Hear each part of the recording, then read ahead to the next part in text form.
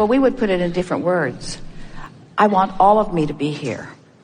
I want all of me to be here. It's not that you don't want to be here. It's you don't want to partially be here. You don't want to be here in diminished form. You don't want to be here as a less manifested version of who you are. You want all of you to be here. Because it's only in those down times that you think that. When you're rocking and rolling, when you're flowing, when you're feeling good, then there's no place that you would rather be. And that's why we speak of that eagerness. We think of these seminars, we've been calling them Art of Allowing. Perhaps we should begin calling them Eagerness Restoration Seminars. Because you came with eagerness because there was nothing that was muting it. You hadn't picked up things along your physical trail that you were using as vibrational reasons to disallow the fullness. Watch little kids and see their eagerness. There was a child at the airport who discovered the moving walkway and managed to get on it without his mother noticing. And so she's walking on normal ground while he's walking on the moving walkway, and she can't begin to keep up with him. And it's such a metaphor for life in general. In other words, parents can't vibrationally have a hard time keeping up with these noodled ones that are coming. And so in order to level the playing field, most parents and teachers and establishments set out to mute the eagerness as quickly as possible so that they can relate to their children. And we do everything we can to restore that eagerness at whatever stage of your life you're willing to begin to listen. So I don't know how to return myself to the eager person that I was born as. And not being there feels awful. In fact, it has felt so awful at times that I've wondered why even bother to come. And then some of my eagerness returns, and for a little while I know why I'm here, but I haven't been able to really sustain it. So I've sort of been moving with the tides and frankly feeling bad more than good more of the time. Yes. But because I'm determined, I don't quit, I don't give up, I keep trying. I keep feeling like if I could just get a handle on exactly what I'm trying to do, what my best plan of action is, that I could get around this, that I could figure it out.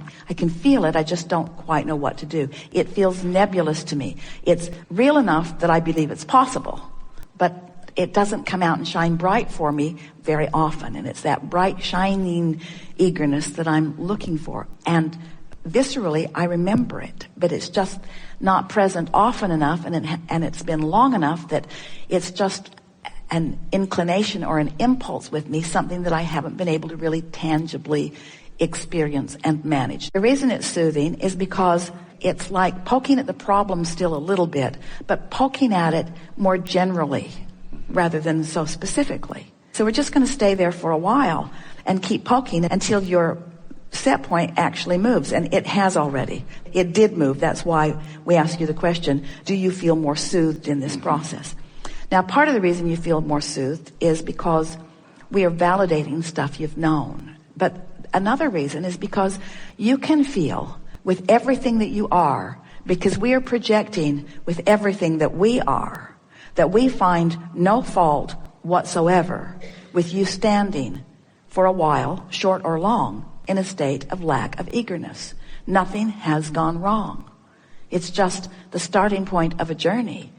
And it's so not just the early starting point of the journey, because you feel so powerfully what you want. It's laid out there in a really powerful way. And it just doesn't matter where you are. It just doesn't matter where you are. In fact, if you don't have a starting point of a journey, then you don't have the next thing that's more fun. In other words, this perception that we were talking about earlier, it's the movement, it's the motion, it's the leaving behind of the resistance and the picking up of the allowing that is so delicious about life. And we mean that so fervently that we want to say to you, we like it when you lose your connection because it's so fun getting it back. And every time you lose it, you put more rockets out there. And that's the process. Lose the connection, ask for more. Gain the connection, come into balance. Lose the connection, ask for more. Gain the connection, come into balance.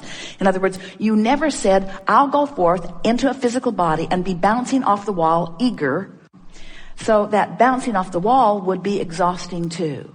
So You've launched these rockets. So now that all feels pretty good. So did you get the point? We hold no negative judgment about where you are at all. At all. Because it just doesn't matter, because everybody is where they are on their way to something that they like more. So who gets to be the giant judge in the sky that gets to say, oh, you should be further along?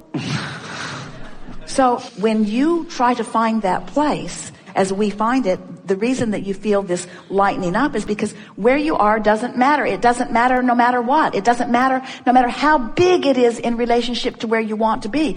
And once you get that, then you really are free. Then you're free. So now let's get a little more specific.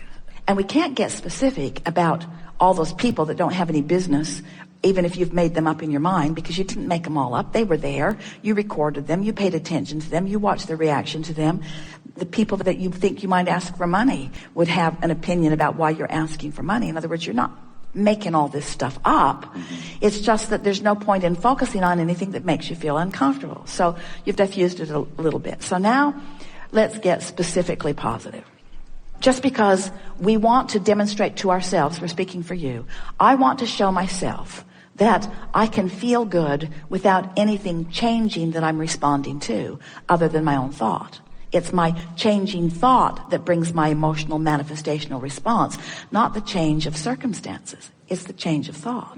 So I like giving myself the label of someone who was born with eagerness. And I'm happy that I still have enough memory of that eagerness that I know something's off when I don't have it. That's a really good sign.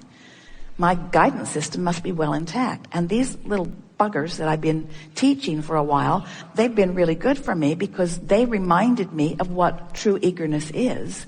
And frankly, they made me jealous that I'd gone so far in the losing of my eagerness. Whenever I witness someone living something that I want to live, it can't help but help me realize that there's a vibrational distinction between where I am and where I really want to be. So a sort of wake-up call happens in that and help me to reestablish my desire for eagerness.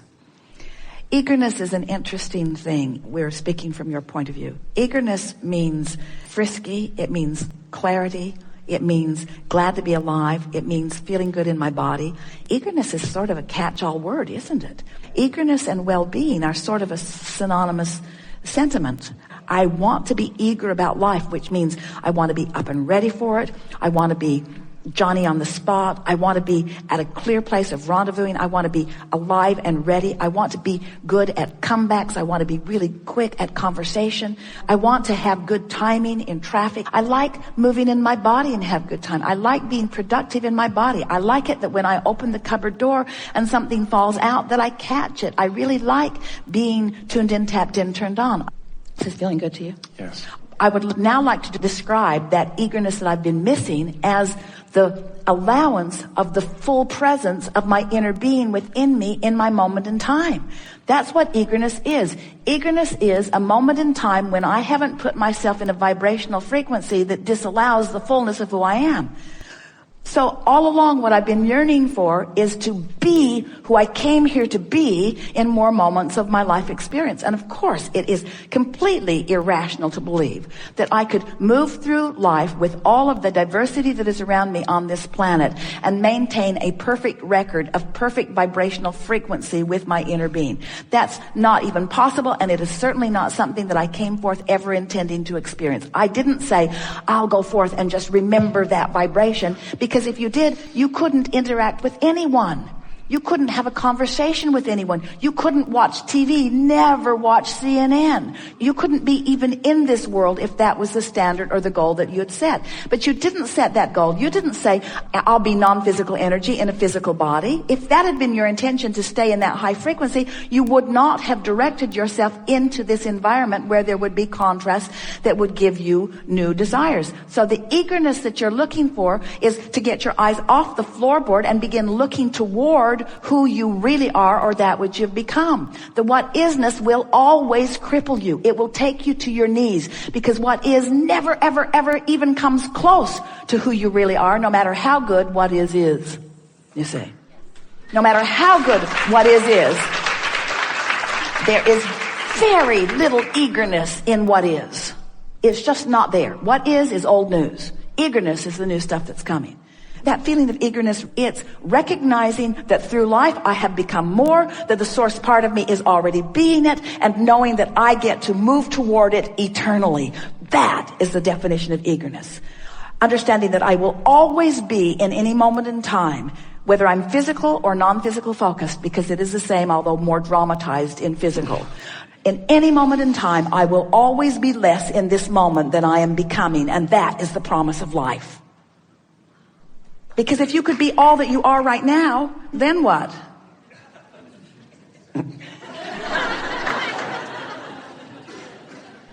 I don't know. I don't feel all that eager. Feel sort of done. Eager is recognizing that you've put something out there and then moving toward it.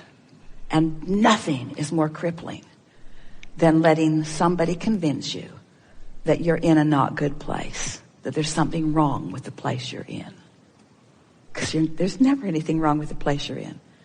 And sometimes we think that the worse place you're in any snapshot, the more eagerness is possible.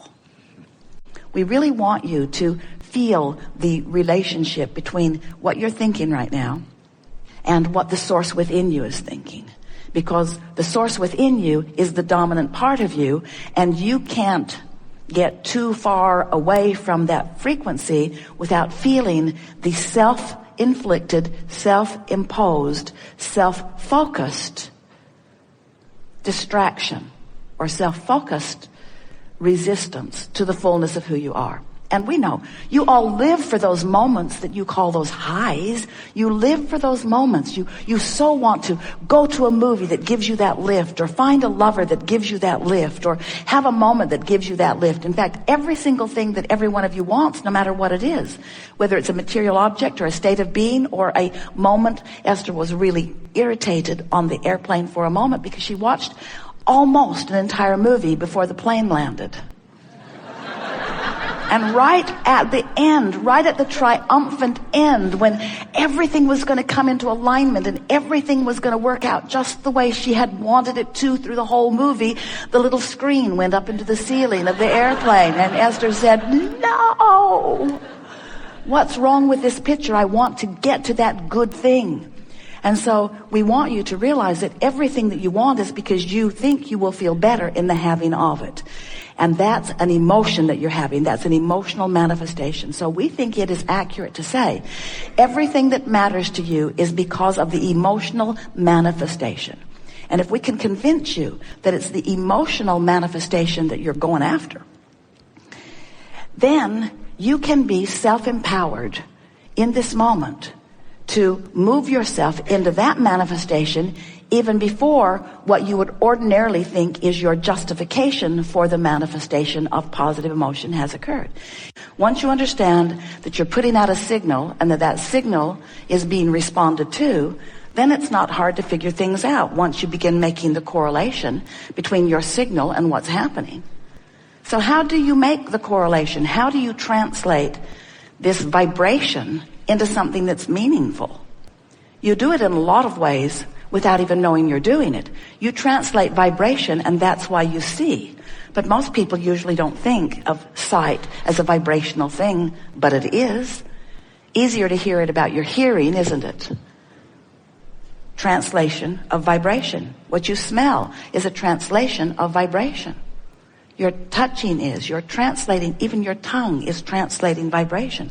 Different food has different vibration, and that's why it tastes different to you. Everything is vibrational. So when you begin to accept that this is a vibrational universe that you are translating, and that your senses translate it, and then you begin to become consciously aware of the most significant translator of vibration that you possess, which is your emotional center, then you begin to understand how things fit together. Before you understand how things fit together, you have to understand what the things are that are fitting together. In other words, what makes the vibration that you call emotion is the positioning or the relationship between the vibration that you are offering from your broader non-physical perspective and the vibration that you're offering because of the thought you're thinking right now. In other words, you are